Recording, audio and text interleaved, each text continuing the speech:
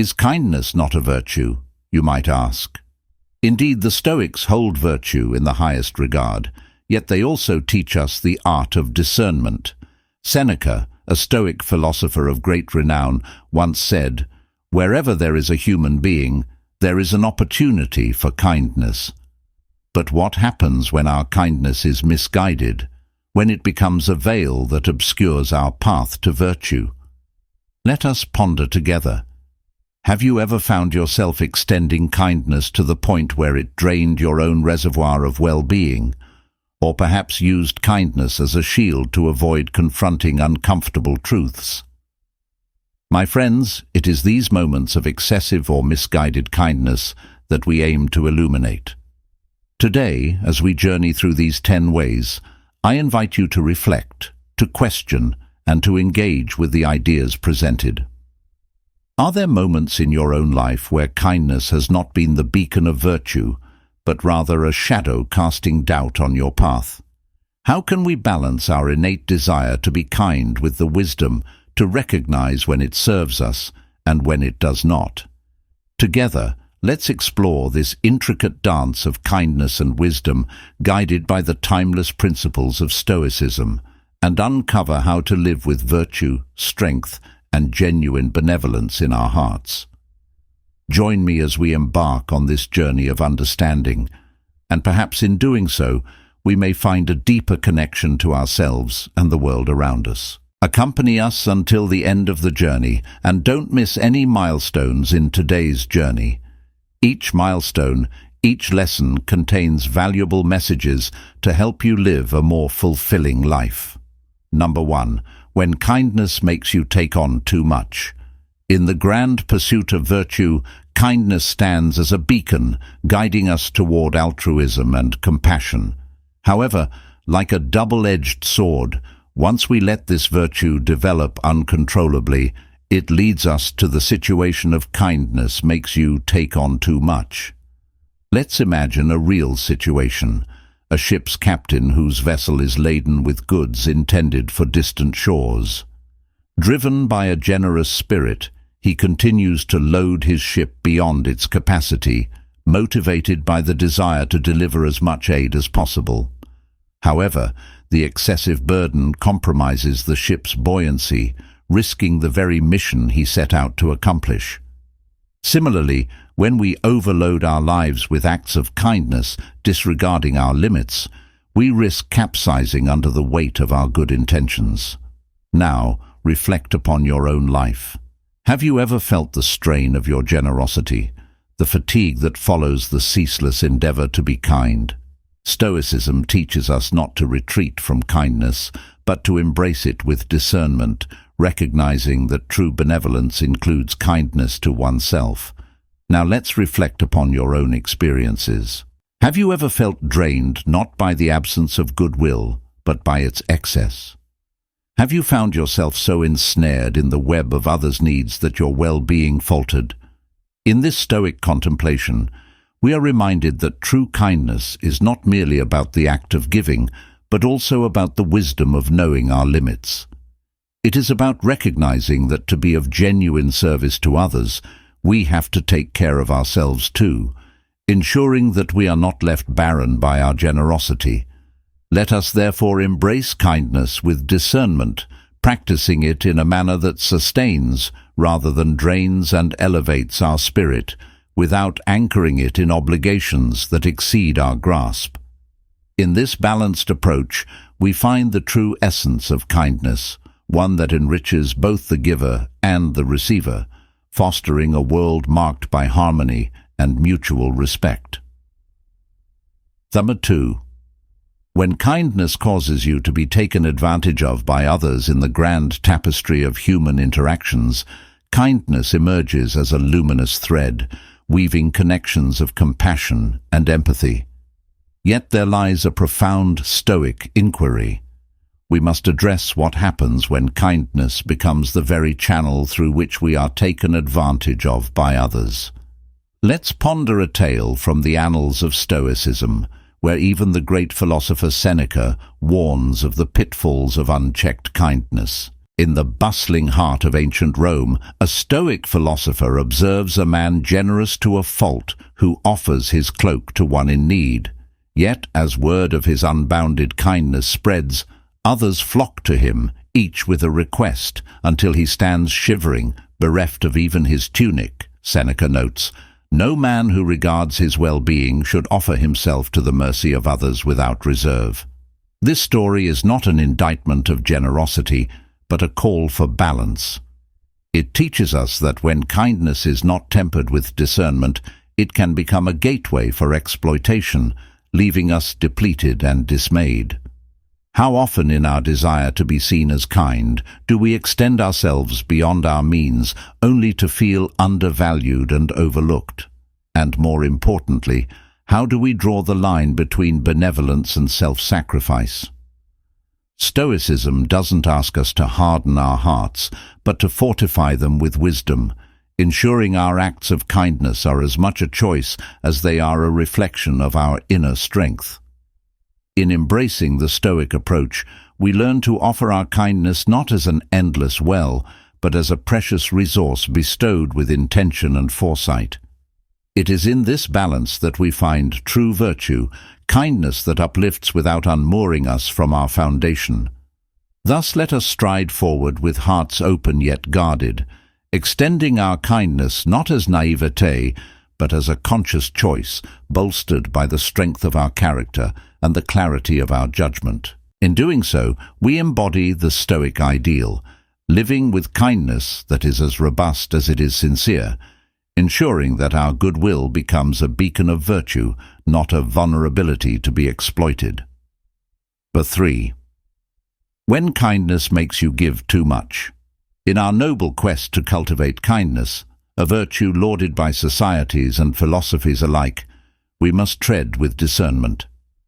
Epictetus, a Stoic philosopher whose insights have endured through millennia, once shared a parable about a man who, in his boundless kindness, gave away everything he owned. His doors were never closed, his table always set for guests, and his hands forever open and emptying. Yet as the seasons turned, he found himself alone and destitute, not because his kindness was unappreciated, but because it had become expected a right rather than a gift. Epictetus remarked, "In your attempts to be kind, do not render yourself helpless. True kindness is not just giving, but giving wisely." This tale is not merely about the risks of generosity, but points to a deeper Stoic teaching the importance of balance and wisdom in our virtues.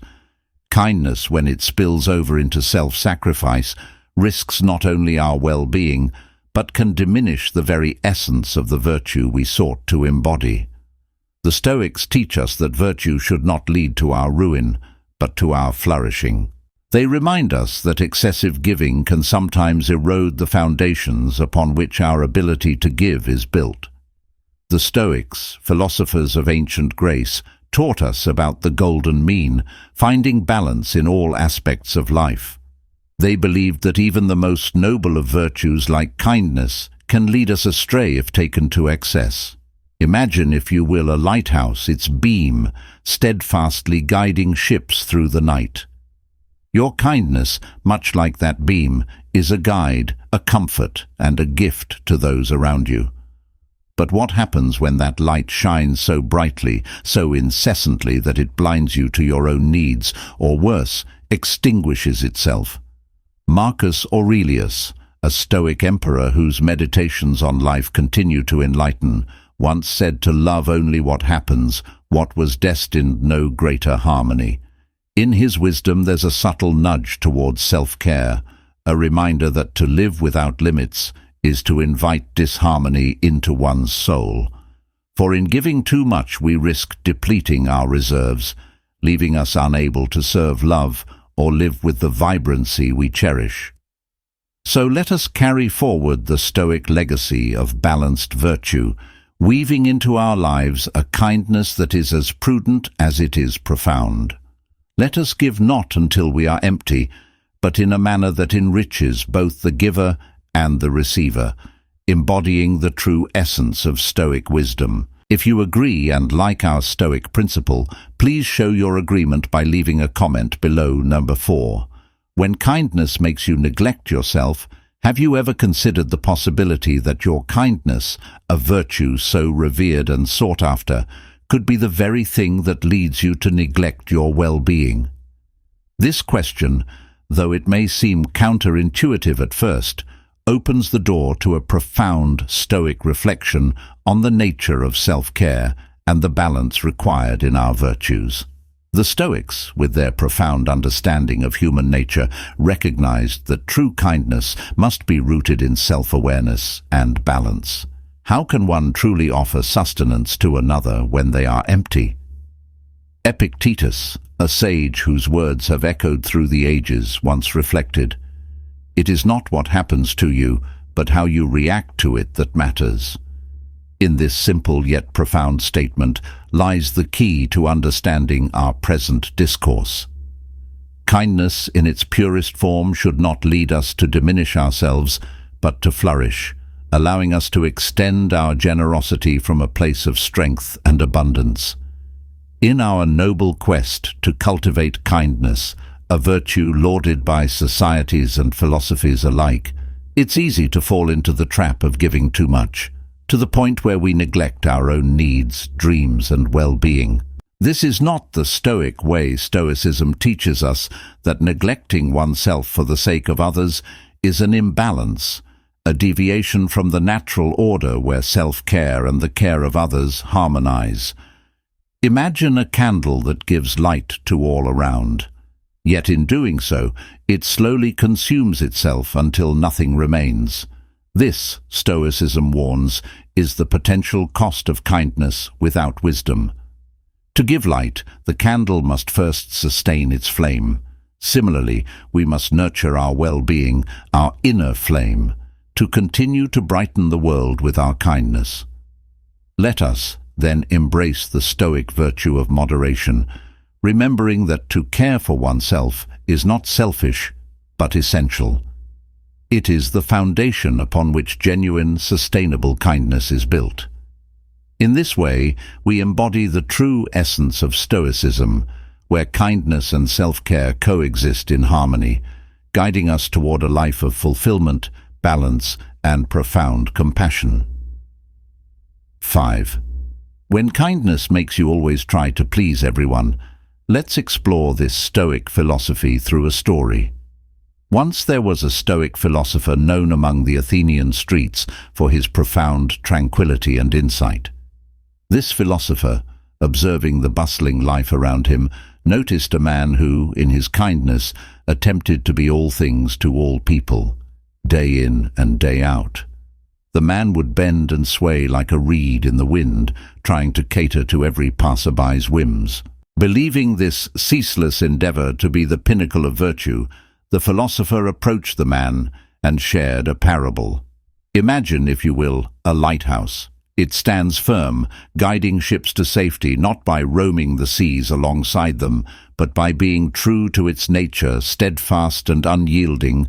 The philosopher continued, "In your quest to please everyone, you are like a ship lost at sea, swayed by every gust of wind, rather than the lighthouse.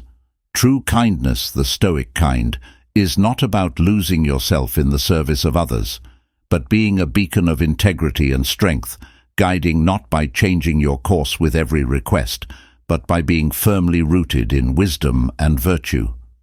This story, as simple as it may seem, encapsulates a cornerstone of Stoic philosophy, that true kindness begins with cultivating a deep sense of self-respect and inner harmony. It is not about bending to the whims of others, but about acting by our moral compass, guided by reason and virtue. By seeking approval from within rather than from external sources, we free ourselves from the shackles of people-pleasing and embrace a life of authenticity and integrity. So let this Stoic wisdom illuminate our path, kindness when it leads us to forsake our values and well-being. In the endless pursuit of others, approval becomes a hollow endeavor. Instead, let us strive to be the lighthouse, unwavering and true, shining our light not to be seen by all, but to guide our journey and perhaps light the way for others, seeking their path through the storm. We are halfway through today's lesson. Your presence is a great source of encouragement for us in our journey of bringing the true values of Stoic philosophy to more people. So please like and share this video to share these lessons with your relatives and friends, or leave a comment. I appreciate my life. If you are ready for the journey with the next 5 lessons, number 6, when kindness leads to disappointment in life, just as too much honey is not good, so too is being overly kind not advantageous, remarked Epictetus, a sage from the heart of Stoicism. He nudged us to ponder the balance in all things, even in kindness. Now let us explore how an excess of kindness can become our Achilles' heel. When we pour out kindness without discernment, without the Stoic virtue of wisdom, we set ourselves upon a stage where disappointment becomes the uninvited guest. Imagine extending your hand time and again, only to find it not grasped, but taken for granted. The Stoics remind us that our actions, our kindness, must be rooted in reason, not merely in the emotional gratification of being needed or liked. Consider this: when we act kindly with the expectation of gratitude or a specific outcome, are we truly being kind, or are we trading, bartering our gestures for future returns? Marcus Aurelius, another pillar of Stoicism, would argue that true kindness asks for nothing in return. It is an act aligned with our nature, not a seed planted for harvest. When our kindness is genuine, we do not tether our well-being to the responses of others, thereby shielding ourselves from the sting of disappointment in the grand theatre of life. Stoicism teaches us to play our part with virtue and integrity, to extend kindness not as a gambler throws his coins, but as the sun casts its rays freely and without expectation. Let us be kind, but let us also be wise. Let us not allow our kindness to lead us into a quagmire of disappointment. Instead, let us offer our goodness with open eyes, knowing that the true measure of our actions lies not in the gratitude we receive, but in the virtue of the ascete itself. So, my friends, as we navigate the waters of kindness, let us steer our ship with the compass of Stoic wisdom, ensuring that our kindness is a beacon of our virtue, not a harbinger of our downfall. Book 7. When kindness makes you think you can change others, have you ever found yourself in the throes of kindness, believing that your warmth and generosity could mold the very soul of another? In the grand tapestry of life, each of us is but a thread, vibrant and unique. Stoic philosophy teaches us to embrace the art of living in harmony with our nature, and in doing so, we must recognize the autonomy of each thread and each person. In this intricate weave, you have power over your mind, not outside events. Realize this, and you will find strength. Marcus Aurelius, a beacon of Stoic thought, once proclaimed. His words echo the profound truth that our kindness should not be a tool wielded to sculpt the will or character of others, but a genuine expression of our nature. When we shower others with kindness, with the hidden hope or expectation of igniting change, we tether our tranquility to the whims and wills of others. This, my friends, is a recipe for disappointment and disillusionment. Stoicism teaches us the true peace comes from within, from understanding and accepting what is within our control and what lies beyond our grasp. Let us therefore bestow our kindness freely, without strings attached, without the silent wish to carve our desires into the hearts of others. Let our kindness be like the river, flowing effortlessly, touching lives, without striving to alter the course of nature. Remember, it is not our place to change others, but to live with virtue, to lead by example, and to cultivate an inner garden where tranquility blooms undisturbed by the actions or inactions of those around us. In this dance of life, Let us not be puppeteers but dancers, moving gracefully, extending our hands in kindness, not to manipulate, but to share in the joy of existence. For in the grand scheme of things, it is not our kindness that will change others, but our example that may inspire change as naturally and beautifully as the dawn ushers in a new day. What do you think about this lesson? Your insights could be a guiding light for someone. Please share in the comments. Number 8. When kindness makes you dependent on the approval of others, why do we sometimes believe that our kindness is a key that can unlock the change we wish to see in others? Let us delve into this notion through the lens of Stoicism and uncover the pitfalls of such a belief. Imagine that each person is like a fortress with walls built over a lifetime of experiences and beliefs. Now consider your kindness as a gentle breeze, not a battering ram. It can touch the walls, maybe even caress the banners atop. But can it reshape the fortress itself? Stoic wisdom tells us that change, especially in others, is like the course of stars beyond our direct command. Seneca, a sage of our Stoic lineage, once said, "We are waves of the same sea, leaves of the same tree, flowers of the same garden." This beautiful imagery reminds us that while we are connected, each wave, leaf and flower has its essence, its path. Your kindness, though noble and pure, is but one breeze in the garden, capable of stirring the leaves, yet not dictating their growth. When we bestow kindness with the expectation that it will change others, we set ourselves on a path of disappointment and perhaps a diminishing of our spirit. True kindness is offered without expectation, without the desire for reciprocity or transformation in the recipient. It is the embodiment of our highest self, given freely, like the sun that shines upon the just and unjust alike. Therefore, let us not anchor our happiness to the changing tides of others' wills. Let us instead find joy in the act of kindness itself, in the purity of intent and the peace that comes from acting by nature and virtue. Let our kindness be a gift, not a strategy, a testament to our character, not a tool for alteration, like the oak that does not bend to the whispering winds but stands strong, offering shade and shelter. Let us be a beacon of virtue, kindness and resilience, inspiring change not through coercion, but through the silent power of our steadfast being. 9. When kindness makes you ignore disagreements in the grand theatre of life, each of us plays multiple roles, and in these roles we encounter a myriad of perspectives. It's as if we're all artists painting on the same canvas, but with different colors and strokes. Stoicism teaches us that it's not only acceptable, but vital to recognize and respect these differences. To agree is no proof of virtue, Marcus Aurelius reminded us, signaling that harmony and thought is not the pinnacle of moral strength. When we use kindness as a veil to hide our true sentiments or to avoid confrontation, we're not nurturing genuine relationships, but are instead erecting facades. Imagine walking through a garden of statues, each representing a relationship in your life.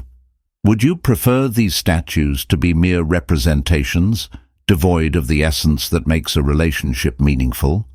Or would you rather they be vibrant living beings capable of genuine interaction, even if it sometimes involves disagreement? Stoicism doesn't advocate for conflict, but champions the authenticity and resilience to stand firmly by our truths and to express our views with courage, yet with compassion. It's in the crucible of disagreement that the strength of our convictions and the depth of our relationships are tested and forged. By embracing disagreements not as seeds of discord, but as opportunities for growth and understanding, we honor the Stoic virtue of courage. Therefore, let us not shy away from expressing our true thoughts under the guise of kindness. Let kindness not mute your voice or blind you to the richness of diverse perspectives. Let it instead be the light that guides you through the conversations that challenge, refine, and ultimately deepen your understanding and connections with others. 10.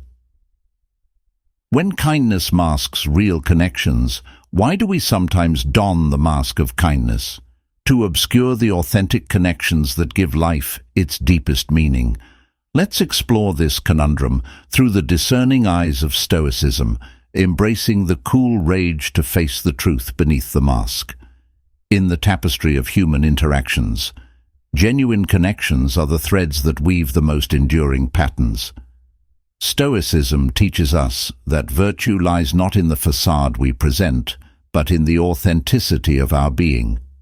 Epictetus, a sage of our philosophy, prompts us to question, are we using kindness as a shield to avoid the vulnerability of true connection? Consider the tree standing tall and strong, not hiding its scars, yet still offering shade and shelter.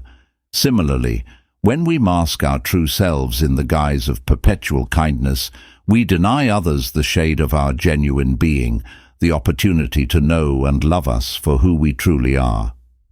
True kindness, the Stoics suggest, is not about always presenting a pleasant facade, but about being real, being present, and being genuinely compassionate, even when it means showing our flaws and facing our truths. It's in the crucible of authenticity that real connections are forged, connections that withstand the tests of time and circumstance. So let us cast aside the mask, and let our kindness be a bridge to genuine relationships.